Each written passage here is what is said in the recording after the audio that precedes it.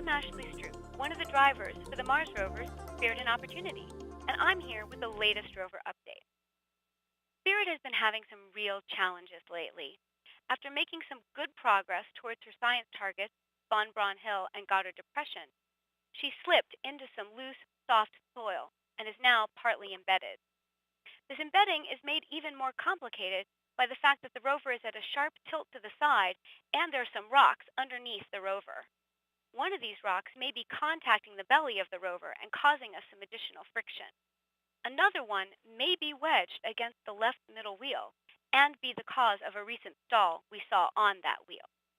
The team is doing a lot of analysis and ground-based testing to try to understand Spirit's situation and figure out how best to get her out of it.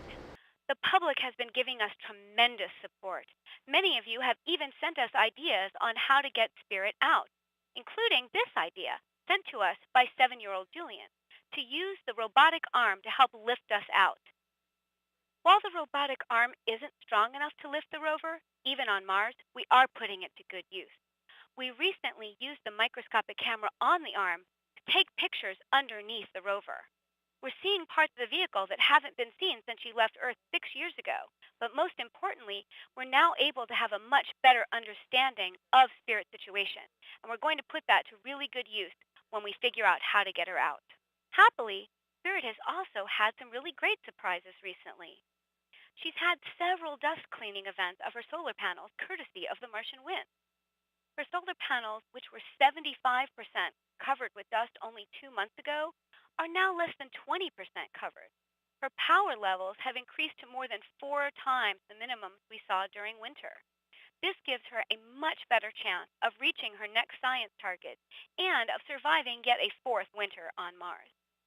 Meanwhile, on the other side of the planet, Opportunity is doing quite well and making great progress towards Endeavour Crater in the southeast. She's even reached some major milestones. On Sol 1899, she passed the 10-mile mark.